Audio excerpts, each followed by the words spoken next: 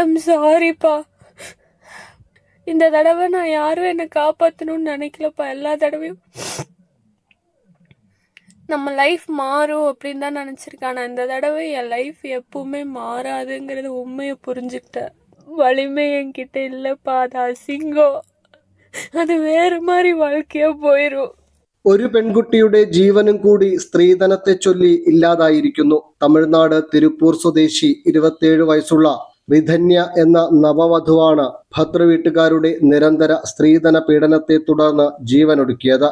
വിവാഹശേഷം 100 പവൻ സ്വർണവും 70 ലക്ഷം രൂപയുടെ ആഡംബര കാറും നൽകിയെങ്കിലും കൂടുതൽ സ്ത്രീധനം ആവശ്യപ്പെട്ട് നിരന്തരം പീഡിപ്പിക്കുകയായിരുന്നു. ഒടുവിൽ അച്ഛന് ശബ്ദ സന്ദേശം അയച്ചിട്ടാണ് ശ്രീധന്യ ജീവനൊടുക്കിയത്. ஐம் சாரிப்பா. இந்த தடவை நான் யாரும் என்னை காப்பாற்றணும்னு நினைக்கலப்பா. எல்லா தடவையும் நம்ம லைஃப் மாறும் அப்படின்னு தான் நினச்சிருக்கேன். ஆனால் இந்த தடவை என் லைஃப் எப்பவுமே மாறாதுங்கிறது உண்மையை புரிஞ்சுக்கிட்டேன். இந்த பிரச்சனை சால்வ் ஆகாது. ஒருத்தவங்களோட குணத்தையும் கேரக்டரையும் மாற்றவே முடியாது. அவங்க என்னை ரொம்ப காயப்படுத்திட்டாங்க, ரொம்ப அசிங்கமும் படுத்திட்டாங்க. போதும், அந்த மாதிரி ஒரு குடும்பத்துல வாழ்ந்து குப்பை கொட்டுறக்கு முடிச்சுக்கலாம். ஏன் நீ உன் வாழ்க்கை நீ ஏன் முடிச்சுக்கிற? முட்டாளா நீன்னு உங்களுக்கு தோணலாம். எனக்கு அவ்வளோ தெம்பெல்லாம் இல்லைப்பா. அவ்வளோ தைரியமான பொண்ணெல்லாம் கிடையாது. தைரியமா இருக்கிற மாதிரி காமிச்சுக்கிட்டேன். இந்த வாழ்க்கை வேண்டாம், முடிச்சிருக்கலாமே, பொறுமையா இருந்திருக்கலாமே நீங்க யோசிச்சிருந்தா இந்த வாழ்க்கையை முடிச்சாலும் இன்னொரு வாழ்க்கையை தேர்ந்தெடுத்துக்கிறக்கும் இன்னொரு வாழ்க்கையை ஏத்துக்கிறதுக்கான மனம் வலிமை என்கிட்ட இல்லைப்பா. அது அசிங்கம். അത് വേറെ മാറി வாழ்க்கையா പോയിരും. കേൾക്കുന്നവരുടെ ഹൃദയം തകർന്നു പോകുന്ന ശബ്ദ സന്ദേശമാണ് അവസാനമായി മകൾ അച്ഛൻ അയച്ചത്. സഹിക്കാൻ കഴിയുന്നില്ലപ്പ, എന്നോട് ക്ഷമിക്കണം. ഇങ്ങനെയാണ് ശബ്ദ സന്ദേശം തുടങ്ങുന്നത്.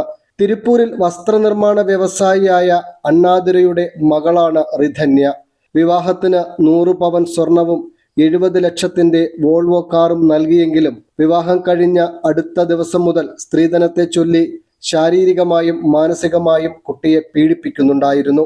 ഭർത്താവായ 28 വയസ്സുള്ള കെവിനും കെവിന്റെ മാതാപിതാക്കളും ചേർന്നാണ് റിധന്യയെ പീഡിപ്പിച്ചിരുന്നത്. പലതവണ സ്വന്തം വീട്ടുകാരെ വിവരം അറിയിച്ചെങ്കിലും ജീവിതമല്ലേ, അഡ്ജസ്റ്റ് ചെയ്തു പോകൂ എന്നായിരുന്നു പറഞ്ഞിരുന്നത്. ഒടുവിൽ അച്ഛന് ശബ്ദ സന്ദേശം അയച്ച ശേഷം ക്ഷേത്രത്തിലേക്ക് പോകും വഴി കാറിൽ വെച്ച് വിഷം കഴിച്ചാണ് ജീവനൊടുക്കിയത്. വിവരമറിഞ്ഞ് കെവിന്റെ വീട്ടുകാർ സംഭവ സ്ഥലത്തെത്തിയെങ്കിലും ബന്ധുക്കളിൽ ചിലരുമായി വാക്കുതർക്കമുണ്ടായി. തുടർന്ന് റിധന്യയെ ആശുപത്രിയിലെത്തിച്ചെങ്കിലും ജീവൻ രക്ഷിക്കാൻ കഴിഞ്ഞില്ല. ഭർത്താവ് കെവിനും ഭർതൃമാതാവും പിതാവിനുമെതിരെ പോലീസ് കേസെടുത്തിട്ടുണ്ട്. ஐம் சாரிப்பா. இந்த தடவை நான் யாரும் என்னை காப்பாற்றணும்னு நினைக்கலப்பா. எல்லா தடவையும் நம்ம லைஃப் மாறும் அப்படின்னு தான் நினச்சிருக்கேன். ஆனால் இந்த தடவை என் லைஃப் எப்பவுமே மாறாதுங்கிறது உண்மையை புரிஞ்சுக்கிட்டேன். இந்த பிரச்சனை சால்வ் ஆகாது. ஒருத்தவங்களோட குணத்தையும் கேரக்டரையும் மாற்றவே முடியாது. அவங்க என்னை ரொம்ப காயப்படுத்திட்டாங்க, ரொம்ப அசிங்கமும் படுத்திட்டாங்க. போதும், அந்த மாதிரி ஒரு குடும்பத்துல வாழ்ந்து குப்பை கொட்டுறக்கு முடிச்சுக்கலாம். ஏன் நீ உன் வாழ்க்கை நீ ஏன் முடிச்சுக்கிற? முட்டாளா நீன்னு உங்களுக்கு தோணலாம். எனக்கு அவ்வளோ தெம்பெல்லாம் இல்லைப்பா. அவ்வளோ தைரியமான பொண்ணெல்லாம் கிடையாது. தைரியமா இருக்கிற மாதிரி காமிச்சுக்கிட்டேன். இந்த வாழ்க்கை வேண்டாம், முடிச்சிருக்கலாமே, பொறுமையா இருந்திருக்கலாமே நீங்க யோசிச்சிருந்தா இந்த வாழ்க்கையை முடிச்சாலும் இன்னொரு வாழ்க்கையை தேர்ந்தெடுத்துக்கிறக்கும் இன்னொரு வாழ்க்கையை ஏத்துக்கிறதுக்கான மனம்